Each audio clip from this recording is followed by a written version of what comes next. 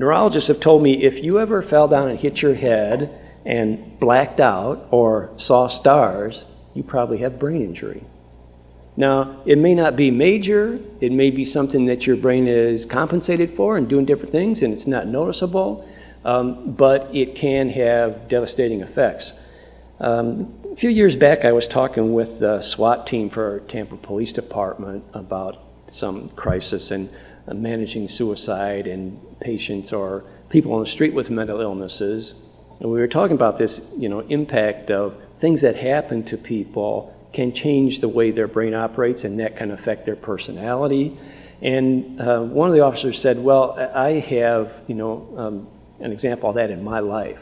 His 17-year-old son got in a car wreck. His head hit that frame of the windshield on the side. And he said within about 6 months, he started to have all these problems with anger, and he never used to be like that. He was so easygoing.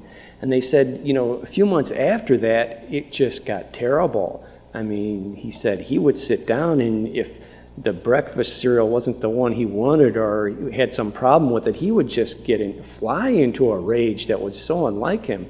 They went to doctor after doctor, tried medications, finally went to a neurologist, had a brain scan, and yes, there was brain injury from that concussion, and it was affecting his emotion and especially his ability to manage anger.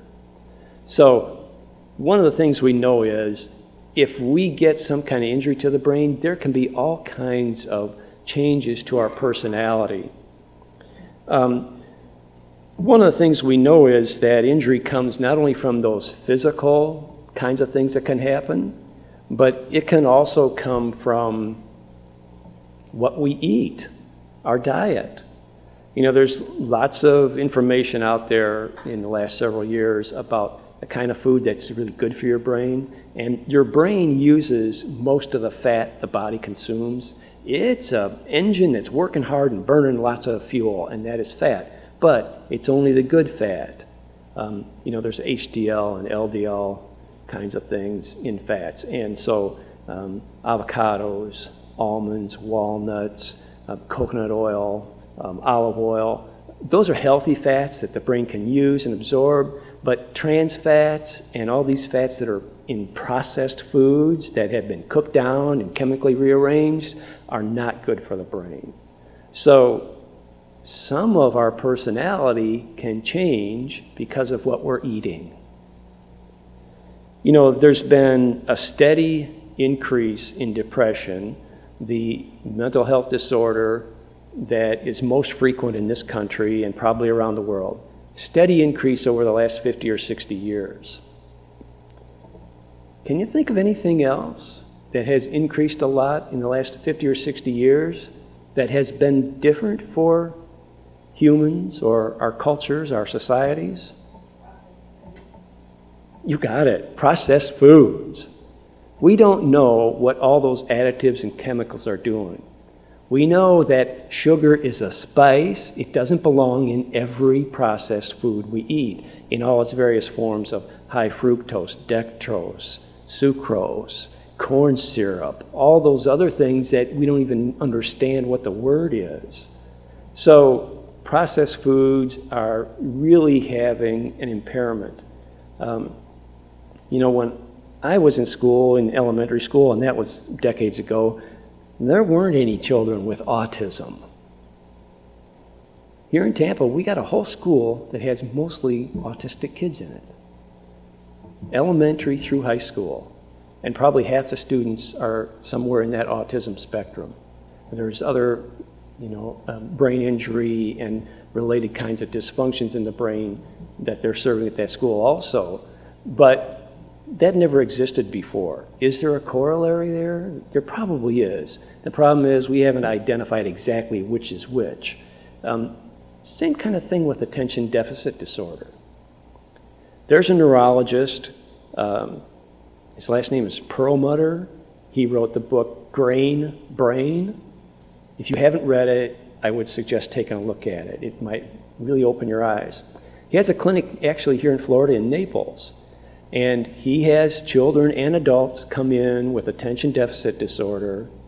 He helps them with a few supplements, and mainly they're like the omega-3s and some of those kinds of things. But he gets them on a diet that reduces all those other kinds of things that are proven to not be helpful for our circulation, for our brain function, and all those things. And ADD goes away without any medication. So there's a huge impact on what we're eating. The brain is also affected by our past experiences. One of the things we know is that a huge number of people have some traumatic experience in their history. We know as many as 1 in 3 or 1 in 4 women in this country are sexually abused or assaulted during their lifetime. That's a traumatic experience that can impact the brain. So we know that trauma does all kinds of things that cause that, that sort of memory of, do I need to be worried about this? Is this something I need to be thinking about in the future, need to be aware of and keep my eye out for? And trauma definitely does that. At the Crisis Center, one of the programs we operate is we are also the Rape Crisis Center in Hillsborough, and so naturally we do rape support groups. A lady came in and she said, yeah, I was assaulted 5 years ago, and the other members of the group said, wow, that's a long time, how come you waited so long? And she said, well, I was at the mall a couple weeks ago, and as I was walking down through one of the hallways, a guy passed me, and he was wearing the same cologne that the guy who assaulted me was wearing, and I started getting nervous, my stomach got tight, my knees got weak, I had to sit down, I started crying, people walking by were looking at me. She said, I knew if just smelling that same cologne was enough to set me off like that, that I needed professional help. So that's the trigger response to a traumatic event. We can undo those traumatic memories so that that great creative power of the brain isn't running us, we're running the brain. And that's one of the ways that people can also manage what's going on in their work life and in their family life. So we know there's huge impacts there. Oh, I skipped one. So those are the things that cause the psychological roadblocks for us. When we're talking about psychology, we're talking about the person's beliefs, their attitudes, their emotions, their thinking patterns, and how that influences their behavior. Those are all things going on in the brain. And if the brain's not working properly, if there's some dysfunction, if there's some injury, it affects beliefs, attitudes, thinking patterns.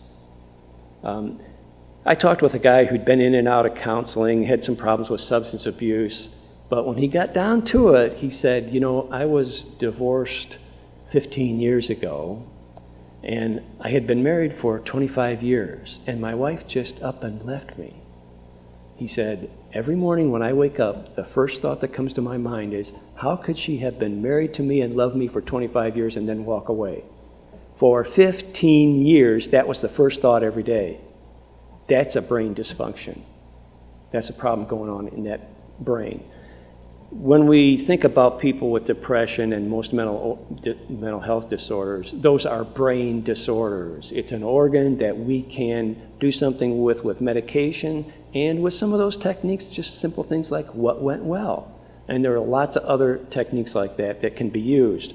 So one of the things we know is that all those issues impact the brain. And we need to be on the lookout for those things so that we can help each other.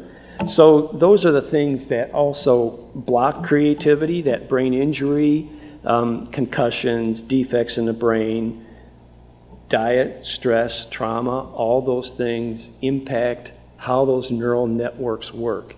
If we have built this huge neural network to how come she left me after 25 years of marriage, it's like a superhighway with billboards and signs, and it's real easy to get right on that superhighway. But that road to how do I get into a new relationship is like an old gravel road with a lot of weeds in it for that guy who kept having that recurring thought. So we can adjust which path we decide to take. It does take some work. And one of the best ways to do that, oh, did I skip one? I'm sorry, I did. Is with communication. We know that many creative processes happen with other people, and that's our creative incubator. So we need to realize that the tools to do that are simple, everyday things that if we practice, they can make us more engaging when we're in conversations, and that works for us to build our support network, to build our work network. So let's do one more activity. With your partner, here's what we're going to do. The person whose birthday came earlier, we're not moving, this is just talking and listening.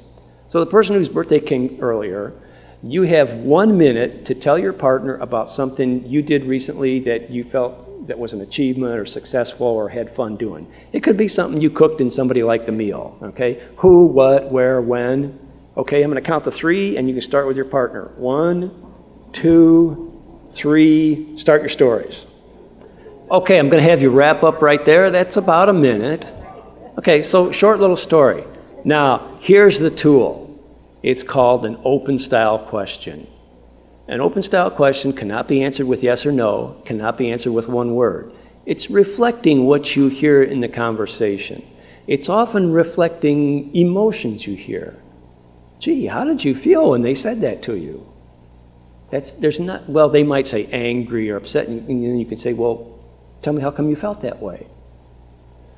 Open style questions do not start with why. If you want to make somebody upset or feel judged or blamed, ask them why questions, okay? They feel like they have to explain themselves. So open style questions are, what was your favorite part of? Tell me more about. How did you feel when? What happened after? How do you think they felt when that happened? What was it like to? Okay, so those are not judging. They're not blaming. They're saying, I'm trying to hear more about you. Okay. Ask your partner 3 open style questions about their story and see how it works. And you see, some people couldn't even stop right away. They kept going. It's a really powerful technique. And I'm sure those of you who got asked those other questions thought, wow, they were interested. Wow, they were really listening. You know, I don't know that there's anything more valuable we can do for another human being than to show we're interested in them. Think about a business discussion, you're planning, you're strategizing, you're reviewing what you're doing, and using those kinds of questions says, I value your opinion. I value your ideas. And that is so powerful to build connections. That goes beyond a business connection. That makes a connection that people remember and go, oh, that Tom, you know, he's always such a good listener, and I'd be there for him if he needed something. You're building connections with people in a meaningful way that causes both of you to use creative thinking.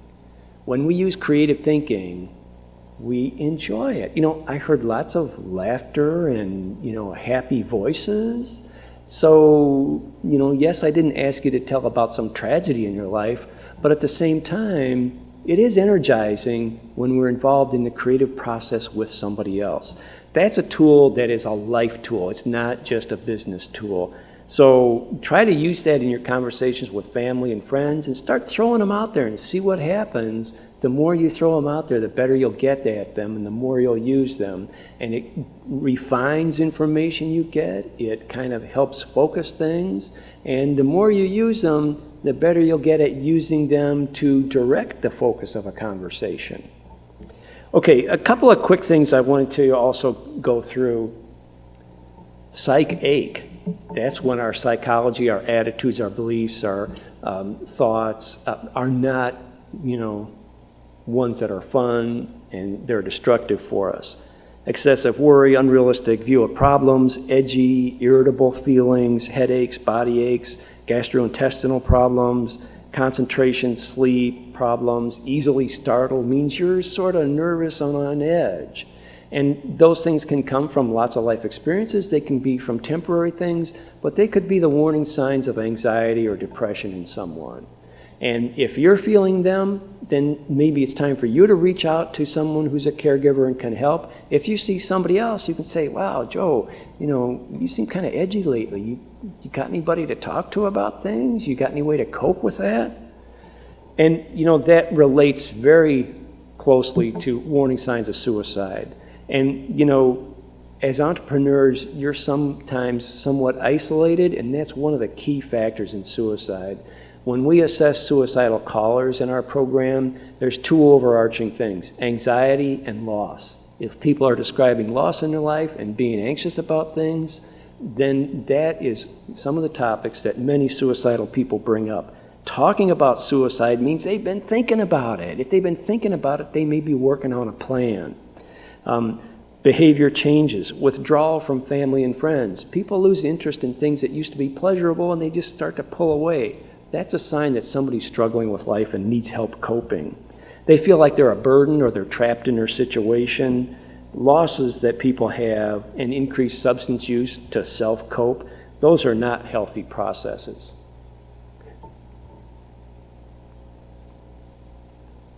So, how do we cope? Well, there's lots of coping. The internet is full of this stuff. Cognitive things, focused thinkings, word searches, crossword puzzles, leisure reading, those kind of things that take your thoughts away from everyday nagging thoughts. If you can think of something that you do, that when you do it, you go, wow, 20, 30 minutes went by, I thought it was 10. Whatever that activity is, that is the best mental health activity you can do. Because your brain is so engaged in a challenge and focus and enjoyment that it cannot also feel helpless, hopeless, sad, anxious, and it's not thinking about those daily nagging activities of all the stuff we got to do. That's when your brain as a battery recharges and is able to then better cope with those nagging thoughts. How do you change your emotion, your attitude? One simple one is, how much difference will this make in my life tomorrow, next week, next month, or next year? And give it its due amount of worry.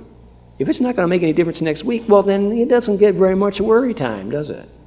If it's going to still make a difference all the way till next year, it probably needs a little worry about it. So that's kind of putting things in perspective for your own feelings. And then certainly there's lots of behavioral things. Meditation is proven to change our brain waves and change that plasticity in the brain. If some of those things you find on the internet don't work for you, you can call our service that contacts probably 160,000 people a year. 211 is an information and resource line. We have over 4,600 services listed. Most of them are for Hillsborough County. Imagine, 4,000 some.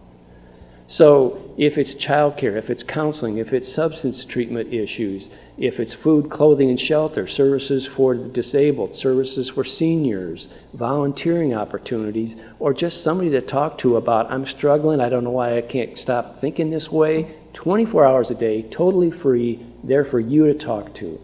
We talk to 10,000 people a month. About 250 of those people are having serious thoughts of suicide. We send intervention in the way of law enforcement to about 25% of that 250. The rest of them are willing and able to make plans to cope with those thoughts and get through that suicidal crisis. So whatever crisis you're in, whatever serious thoughts of depression or suicide, the vast majority of people find a way to cope, but sometimes it's a need for them to contact a service like this because they don't have somebody in their life who knows about open style questions or has that creative ability to respond to people. So whatever your entrepreneurial effort is, there are services out there to support you with that other creative, mental health, coping, making a plan that works for you kind of process. It's free. People are calling us day and night, and it's people from all walks of life. And there's no need for anyone to be embarrassed. We get calls of every possible nature. Not too long ago, we had a lady called up and said, I have a 4-foot alligator in my garage. What should I do? And well, we got her connected to animal control. But you name it, we get calls about it. So I encourage you to think about, how am I developing my creative skills? How am I coping even with everyday life? If you don't have a coping practice in your schedule, find a time during the day or several days in a week to do something that gets you away from all those thoughts.